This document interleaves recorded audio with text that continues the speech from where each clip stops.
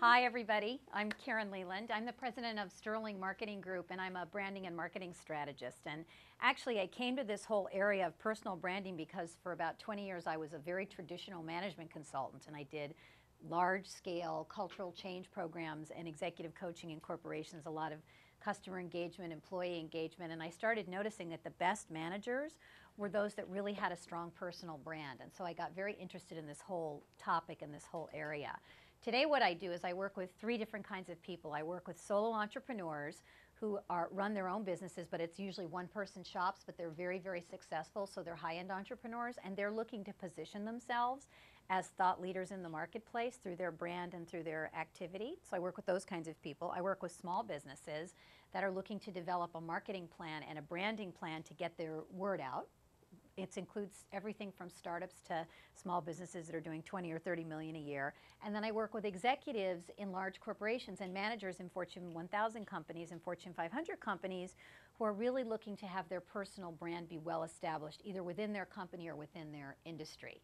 And so what I'm going to talk about today is what actually is a personal brand and why is it important. And the first thing I want to say is that a personal brand is important for everybody. So if you're a college student, a personal brand is just as important for you as if you're a CEO. Because the sooner you start to create that brand in the marketplace and the sooner you start to manage your reputation both online and off, the better off you're going to be in terms of your career. And so one of the strongest things that you can do for yourself today is to really start thinking about and working on your personal brand. So I think when people have a weak personal brand, it's a little bit like that first exercise. You know, it's like it's like these empty chairs. Yes, they're there and you're saying hello and you're connecting, but there's really not a there. You know, there's really not a connection there. So I think when people have a weak personal brand, it's a little bit like that first exercise. It is that sense of that you see the person, but there's not a real connection. Whereas I think the second exercise is more like this. You know, it's like really more like you make a connection with people. You really have that feeling of that you get a sense of who they are. And a strong personal brand is one of the ways to do that, to create that instant impression, whether you're walking into a classroom, whether you're walking into a lecture, whether you're walking into a job interview. And again, that it's just that sense of that there's a certain quality there. So personal branding is all about leveraging the asset that's you. It's not about being a certain way. It's about being who you are. It's about finding out what your best assets are and leveraging those. And everyone in here has unique assets.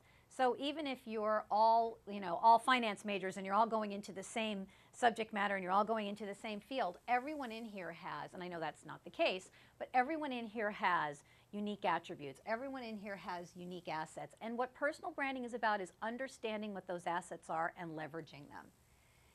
Really the main thing is that we're always being our brand. So, you know, where is it that you have opportunities to market your brand that you don't take advantage of? So let me just give you one example.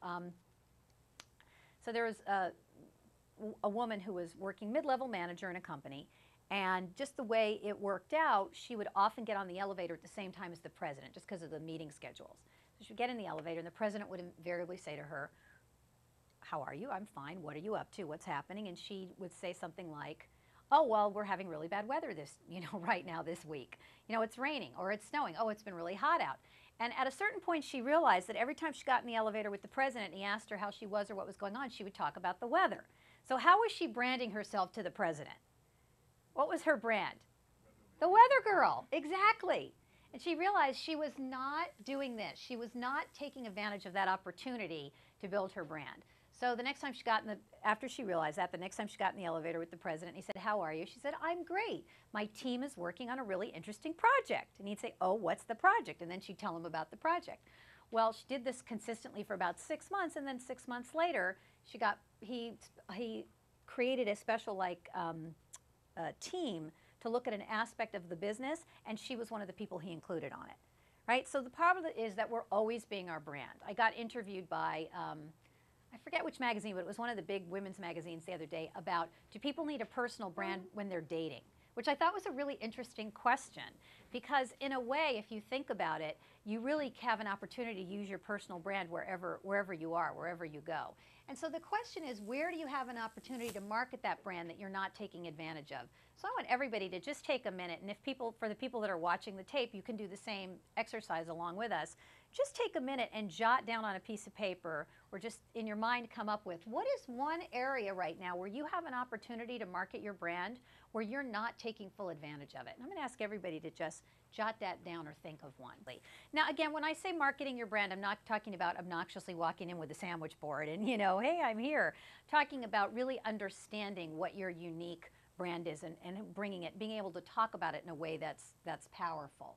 So one of the things to recognize is that we're always being our brand, especially in the business context, and that for most of us, there are places where we have an opportunity to express our brand where we're not taking advantage of them. And the thing is, a strong brand doesn't just have a benefit to us personally, it has a benefit to our company. I used to do a lot of work in the hotel business when I was a management consultant, and I did a lot of brand ambassador training with frontline staff through HR. And what we found was that the person who was at the front desk, the person who was serving the coffee in the morning, that person established the brand for the hotel more than almost anything else that happened in the hotel, those people. And so the brand, having a strong personal brand, isn't just something for executives, it's not just something for managers, it's for everyone. And the benefit of a strong brand isn't just to you personally, it's to the company you're working for, it's to your business. It's to the people you manage. It's much easier for people to follow and be engaged with a leader who's got a strong, positive, personal brand. So in my experience, there are 3 expressions of brand, and one is physical, and I'm going to talk about all 3 of these. One is on the level of mind, and one is on the level of contribution. So at the level of physical, everybody has a brand. So, and part of how we express that brand is how? At the level of physical, the most obvious way. I know you guys know this. Fashion, how we dress, right? Not that there's a good way to dress or a bad way to dress. Well, I happen to think there is a good way to dress and a bad way to dress, but you know what my point is, that part of how we choose to express ourselves in our brand is how we dress, how we look. And we've all seen people who walk into a room and we go, wow, they're interesting, just by their clothing. How many of you have had that experience? Just by how someone's dressed, you've gone, I'd like to talk to that person. They look interesting. How many of you have had that experience? Raise your hands. Yeah. So, so how we dress is one way that we physically express our brand. And again, it's not that there's really a right way to dress or a wrong way to dress, but there's a way to dress that's consistent with what your brand is. So it's important to know what your personal brand is so that you can start to dress consistent with that. So let me give you one example. I have an executive that I'm working with in a Fortune 500 company. Very smart guy, very well respected by the people he works with, goes to a lot of conferences to represent his company, but he's been getting feedback from the president of the company and from some of his peers that he's seen as a little less credible. And his actions and his work don't really match up to that statement. And when he asked them what it was, what they said was, well, it's how you look.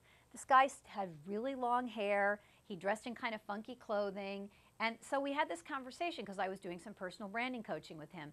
And he was like, well, I grew up with this and I just don't see why I should have to look like that, and I don't want to go with the status quo, and we had this whole sort of like back and forth about it.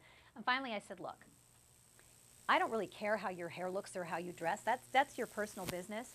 But the feedback you're getting is that the talent you have and who you are, right, your brand in terms of what you create, isn't getting matched by how you look. It's incongruent, and that incongruency is creating a concern for people about your credibility. So you can be on one side or you can be the other. I'm not saying you have to go all the way to being corporate looking. You can find something in the middle. So I actually had him go out and I had him get some men's magazines, and I had him basically cut out some pictures. This is an unusual thing to have a guy do, but have him cut out some pictures of what he thought would be kind of business hip, right?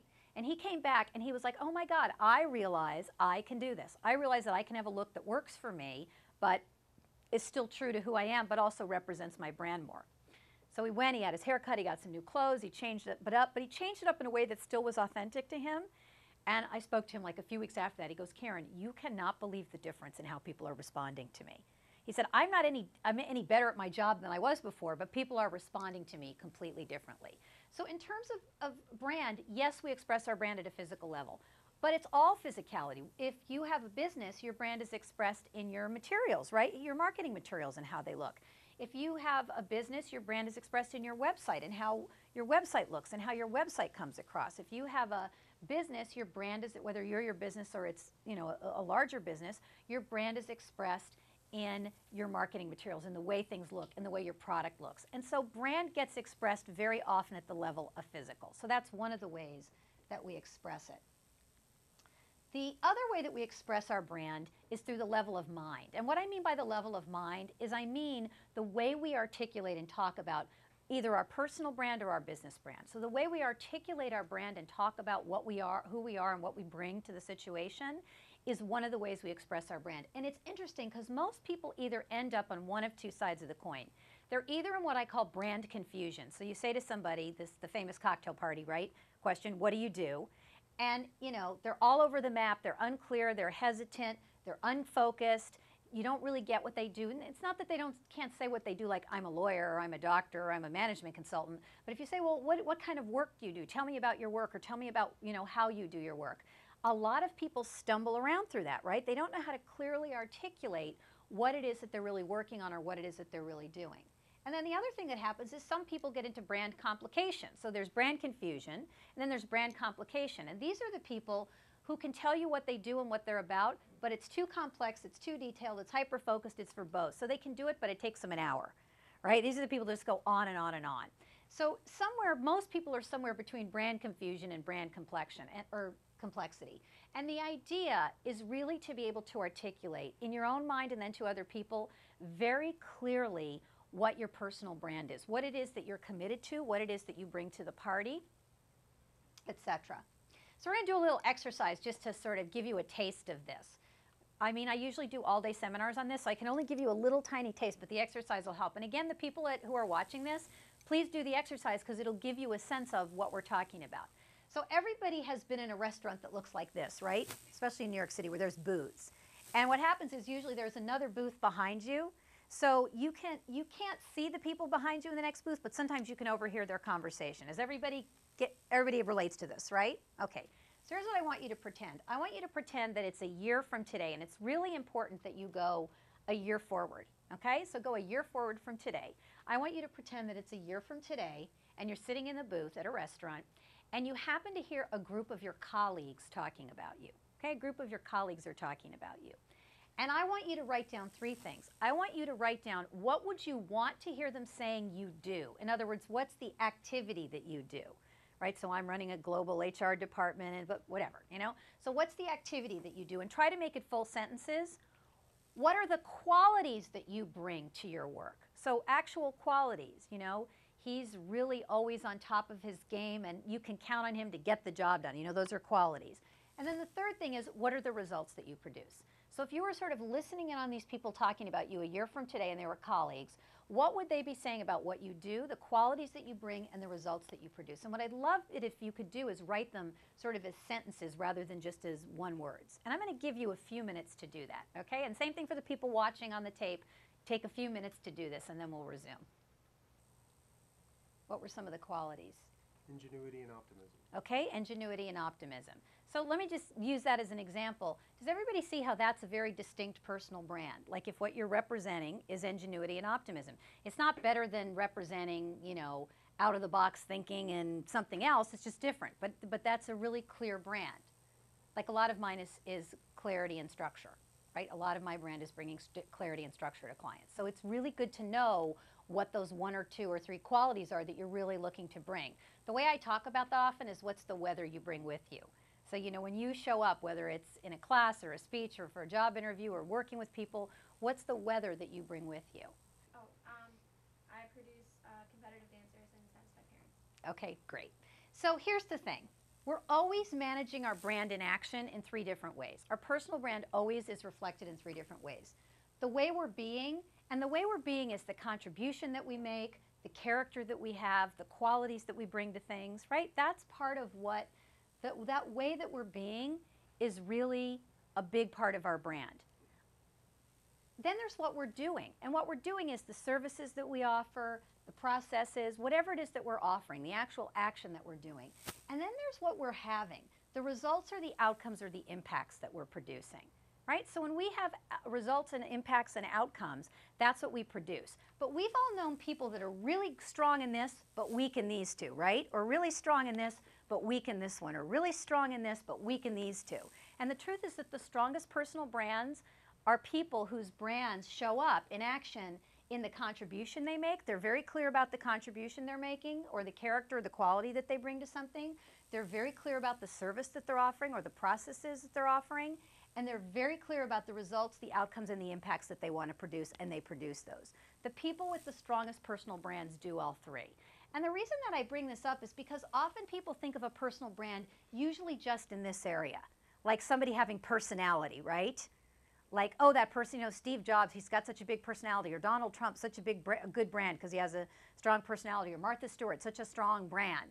And it's true that this has a big impact on brand, but the people with the strongest brands really do all three. Like a good example would be Oprah. Oprah has an incredibly strong personal brand, and if you look, lots of contribution and character and qualities, lots of offerings, really clear on what she's doing in the world, and lots of results and outcomes and impact, right? It's a good example of someone who is really doing all three. And so you have to keep in mind when you talk about or think about your personal brand, how are you really doing all three? So your example was interesting to me about you need to be more outgoing. Was that it? Okay. So in which one of these three does outgoing fall? B. Well, I think it falls in two of them. I think outgoing is a quality, right, that you can learn to develop. But I think if you don't naturally have an outgoing personality, then how you get to outgoing is by doing things that put you in a position that force you to be outgoing. So what would that be, for example, for you? Get things done quickly on time, I guess. That's always a good one, right? But it's, so if you wanted to be more outgoing, it might be things like when you go to a professional association or even a party, you have a goal to like introduce yourself to 3 people, right? Susan Page wrote this great book on networking, and in it she says you should always practice host behavior, not guest behavior. So anytime you're at a conference or you're at a party or you're in a group of people, just pretend you're the host instead of a guest, because if you're the host, you'll behave differently. You know, you'll walk up to people, you'll say hello, you'll introduce people to other people and yourself. So if for you, the key would be you have to be doing things that help you create that quality. Does that make sense? Right. So that's what I call a brand project. So everybody in their personal brands has brand projects. We have things we're working on that are helping us to develop our brands further. So does this make sense that really you have to be doing this in all 3 areas?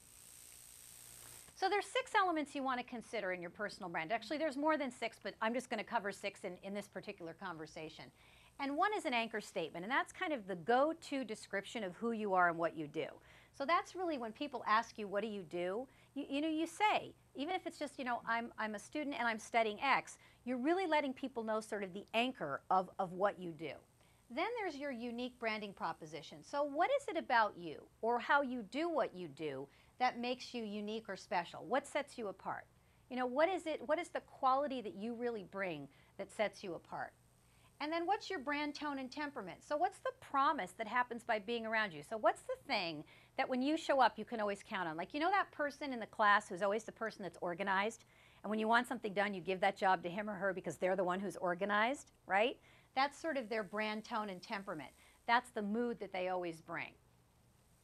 What's your authentic story? You know, why do you do what you do? How did you get to what you do? How is what you do part of yourself? What are your signature services? So what is it that you offer that's really unique and special? And then what are your brand enhancers and what are your brand diffusers? So what's helping and what's getting in the way of your brand? So you gave us a good example of something that you identified that was getting in the way of your brand, right? Which was being more of an extrovert. And again, we don't have time in this session to go through these in any depth, but these are some of the things you want to start to think about. Because for most people, their brand just gets left at what they do. And you say, who are you? You know, what do you do? Well, I'm a lawyer and I specialize in, you know, marriage and family therapy, or not marriage and family therapy, marriage and family practice, right? That's like the anchor statement. But for most people, it's really useful to think about and answer these other questions and spend time answering these other questions. So about 6 or 7 years ago, first of all, I was trained, I have kind of a weird background. I was a musical theater major in college. And but then I realized, oh yeah, that's not going to work. That's not going to be a lucrative career for me. So as much as I enjoy it, so then I switched to business. But I've also been trained as an artist, and so I've painted my whole life and done printmaking and art my whole life. And I have a very close friend named DeWitt Jones, was a former National Geographic photographer, very well-known photographer, and he used to do these retreats, these photography retreats on the island of Molokai in Hawaii. And about 6 years ago or 7 years ago, he said to me, why don't you come to the photography retreat I'm going to do on Molokai? And I said, you know, DeWitt, I'm not a good photographer and I don't like photography. And he said, well, first of all, he said, how do you know you're not a good photographer? I said, because like you give me a camera, those Instamatic ones, I can't even take a straight picture of someone without cutting off their head. I'm really bad. I mean, I'm really a bad photographer. And he said, I don't understand that. You're a painter, you're a printmaker, you're an artist, you've had, you know, dozens of exhibitions, you've been in shows, you know, you have an artist's eye, you should be able to be a good photographer. He says, you just don't know how to do it. No one's taught you how to apply that to photography. And I said, yeah, but I just don't really like photography. It's kind of not my thing. I don't even like looking at photographs. So somehow he convinced me to go to this thing. I don't know how. He's a good friend. I was like, he goes, and I said, plus I don't know anything about using a camera. He goes, that's okay, I'll teach you, I'll train you. And I said, DeWitt, now are these people going to be like amateurs, or is everybody there going to be like either a professional or like really into photography? Oh, no, everyone's going to be kind of a beginner. Okay, lies, all lies, but that's another story. So, you know, I go to Molokai, I think it's an 8 or a 10-day photography retreat. I think it's 8 days. And we get there the first day and we're sitting there the first night out on the thing, and everybody's talking about photography and whatever, and they're all like, well, when I had my last exhibit, blah, blah, blah, and I'm like, oh God, I knew it. Like, and so then they start talking about f-stop, and they're going on and on about f-stop. In this situation, what kind of f-stop do you do, blah, blah, blah, and I lean over and I say to DeWitt, what's an f-stop? And he looks at me with horror in his face like, oh, she wasn't kidding. She really does not know anything about photography. So that week, he trained me how to use a camera. And the incredible thing was he was right, because all of the artistic ability that I had and training I had as an artist all my life really was able to switch over to photography. But the other interesting thing about, and I, of course, today adore and love photography. But the interesting thing about photography was, because of the work I do as a branding and a marketing strategist, I started seeing a lot of really interesting ideas and parallels in branding and in marketing, and particularly in personal branding to photography. And so I wanted to share some of those, because I think sometimes it helps to step out of the topic and look at it from a different lens to see it. So there's 2 lessons from the world of photography that I want to share with you about personal branding. And one is what we call work your subject. So for those of you that photograph, you know this. If you're taking a picture of something, that's the subject and you want to work it. You don't want to just shoot it from one angle. You want to shoot it from this angle and this angle and that angle, and maybe underneath and maybe up above and maybe a little closer and maybe a little farther away. You know, you want to look at maybe different parts of it. So maybe you're looking at just one petal, or maybe you're looking at the whole flower. So you're working your subject. And in terms of personal branding, you are your subject.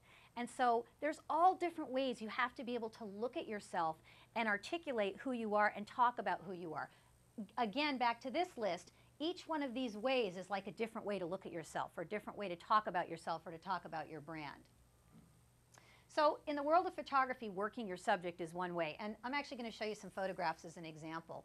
So this was from a trip I did in India about 2 years ago, and there was a festival going on, and these women were sort of in this tribal clothing, and they were doing this beautiful dancing, and I thought this woman was extremely beautiful. But this was my subject, and this is just one way of looking at her, right? Really from this beautiful close-up side view. But here's my same subject, right? From a totally different point of view. Same woman, but if you look at it, it's like from a personal brand point of view, a totally different face of the brand, right? A totally different face of it. And then here's the same woman again, only now she's in full, you know, her full back picture, and she's dancing. So same woman, same subject, but 3 different ways of looking at her. And really we have to be able to do that for ourselves. We have to be able to look at ourselves and our personal brand and talk about and articulate ourselves in these different ways. Our unique branding proposition, you know, our authentic narrative, what we do, our contribution, all of those are important things to be able to think through and articulate. The other lesson from the world of photography, and this was something DeWitt really taught me, is there isn't just one right answer. There's no such thing as the one right picture that you take, right? There's a lot of different right answers, because we change over time. You know, you and I change over time, and so our brand is different over time. We need different ways to discuss our brand and what we do. There are multiple ways to view our brands. And where we choose to focus our brand in the conversation has to do with the time we're in and who we're talking to. Again, there are people where I will have a conversation with them, and all I'll talk about is my brand tone, you know, the energy that I bring in terms of my brand. I might not even spend any time talking about my narrative or my story. There are other people I'll spend all my time talking about my narrative and my story. It just depends on how I'm resonating with that person and what they seem to be interested in and what seems to work. So again, there isn't just one right answer. So for example, this is from Monet's garden in Giverny. I was there for a photography workshop. Now this is a classic, right? Everybody knows this bridge and everybody shot this bridge a million times. So this is one right answer to Giverny. This is one right answer to Monet's garden outside of Paris. Gets done all the time. But here's another right answer. See those lily pads? A close-up of one of those. So a close-up of one of those is another right answer. That's another representation of that garden. It's just as good, it's just as valid a right answer as that one. It's just a different one. And then another right answer, even closer, is just looking at one of those lily pads with water in it, right? So there is no one right answer. There's really just the different facets of yourself, the different ways that you express your brand. So I always tell people that it's important to think through those 6 things that we talked about so that you are able to talk about your brand in these different ways. Here are a couple of practical things everybody needs to do. You need to Google yourself and set a Google alert on yourself. Because a Google alert on yourself, anytime you show up in the internet, your name shows up, you'll come up. Now sometimes you'll get other people, but it's useful to do. 70% of business managers decide not to hire someone based on online information. Not to hire someone based on online information. So here's the thing. If you check your brand online, if you check your Google alert, if you see poor photos of yourself, you can see who's posting them and you can request that they be removed. So when I Googled myself a while back, there was a photo that came up that was like 10 years old, and it was a really bad photo. So I said, oh, where is that photo coming from? I looked and I saw, and it was from a blog post that I'd written 10 years earlier, and that was the photo she posted. So I just simply emailed her, would you mind replacing this new photo with the old photo with this one? And she said, sure, no problem. Boom, old photo off of the internet, new photo on, right? So that's one of the reasons you want to Google yourself, is you want to be able to look at photos.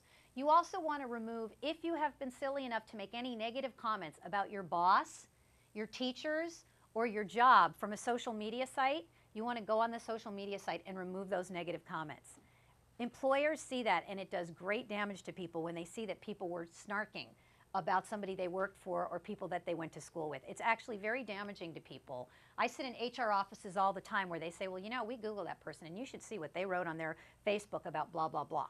So negative comments like that are particularly destructive online. And then the other thing is that you can add blog posts, articles, and other desirable content that lets you drive less desirable content to the bottom of Google. So if you've got some undesirable content about yourself on Google, then by writing new stuff, because it's newer, it pushes the old stuff down. So these are kind of practical and simple things for personal brand and online reputation management. But I always tell people that it's really important to Google yourself and set a Google alert on yourself so that you always see when your name comes across, because you will be surprised. Your name comes across more often than you think. People will post pictures of you without your permission. People will say you were at an event. It's very interesting to see where your name pops up. Then the other things you have to do is you really have to leverage your LinkedIn for personal branding. So I asked this of the group earlier today. Who's not on LinkedIn? 1, 2, just a few of you. Okay, so your immediate assignment, like in the next 2 days, is to get on LinkedIn. LinkedIn's a really important thing to be on. 77% of people who you will meet with will look you up on LinkedIn before they meet with you. So it's really critical to have a LinkedIn profile. The biggest growing group of people on LinkedIn right now are students, because LinkedIn realizes that and students realize that they're needing to be in that system of online reputation management, you know, early on in the game. So there's a couple of things about LinkedIn. These are just some statistics to consider. 44% of increase in face-to-face and networking effectiveness when you're on LinkedIn. So that means if you're going to a conference and you meet somebody face-to-face and they look you up on LinkedIn, you're going to have a more effective interaction with them. 65% of journalists have used information on LinkedIn as research material. So one of the ways to be found by journalists and to create a reputation is to have a really up-to-date, well fleshed out LinkedIn profile. 53% of business-to-business marketers have acquired a customer through LinkedIn. So it's a good way to acquire business-to-business customers. And 50% build new networking relationship with individuals who may influence customers through their LinkedIn contacts. So no matter who you are and what you're doing, I really suggest, to me, LinkedIn is the state of the art in terms of online management and profile. So it's one of the places you want to be. And you want to do all the obvious things, guys, right?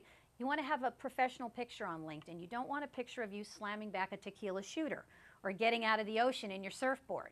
You know, you want a professional picture. You want a completely filled out profile. So I love this quote by Carl Jung. The world will ask you who you are, and if you do not know, the world will tell you. So, you know, it's really important to think through what your personal brand is and be able to articulate it, because then you are the one driving that reputation. So I also want to talk about branding in meet space, because we're so focused on online today that we often forget about meet space, and meet space is equally as important. So one of the things I suggest to all my clients, and I suggest to all of you, is get into the habit now, early in your careers, of doing these 4 things. One is, who are you going to call? You know how I got to speaking here was I talked to a friend of mine, you know, who knows Bruce, and he said, Karen, you're going to be in New York for a while. You should talk to Bruce about coming to speak. Well, I emailed Bruce and I said, here's who I am. Can we have a conversation? Bruce calls me on the phone. We had a call. So Bruce was one of my who am I going to call people, right? I didn't just send him a text or go on his online and, you know, do a thing. I actually called him on the phone. So knowing who you're going to call and who you want to reach out to is a part of your branding. You will be shocked and amazed at the people you can get to on the phone. I mean, there are people that I've put on my list to get to on the phone that I've actually reached them and talked to them, and I never thought I could get through to them. So, you know, if there's somebody who'd be really useful for you to talk to or to mentor or to get information from, don't hesitate to put them on your call list. So that's part of branding in meet space. The other thing is, who are you going to invite out to lunch? You know, I always have at least one person that I want to invite out to lunch and talk to and pick their brain or tell them what I'm doing or find out what they're doing, because they're, you know, a friend of mine says, deals are made over meals. You know, and we, again, get so used to doing the online thing that we forget the advantage of sitting face-to-face and actually being with people. So inviting people out to lunch is part of your branding strategy. What conferences are you going to attend? I think in the world we live in the online world, it's especially important today to go to conferences, because you do meet people, you do create relationships, you do actually end up having much stronger ties when you go to conferences. I get a significant amount of business from going to conferences, not because I'm pitching at the conference, but just because I meet people and then they refer people to me at some point down the line. And then what groups are you going to join? Are there any groups that would be useful for you, like you were talking about the CFO groups, right? So what groups are you going to join that would actually be useful for you taking opportunity of your personal brand, your networking, etc.? All right, if you don't define your brand, someone else will, which is just my way of saying that all the stuff we've been talking about, if you just leave it to default, what happens is you'll have a brand by default instead of a brand by design. And what you want is you want a brand by design, because a brand by design is really the kind of brand that will have you move forward in your career. Now, what I always notice happens is that people usually end up with questions at the end of the session, but they also have questions usually a week down the road or 2 weeks down the road. So this is all the places you can contact me. You can email me at kl@karenleland.com. You can call me, or you can go through my website. So if you have a burning question that comes up a week or 2 weeks from now, please feel free to contact me. So I'm going to open it up for questions now. That's it on the presentation, and I'm happy to open it up for questions. And thank you.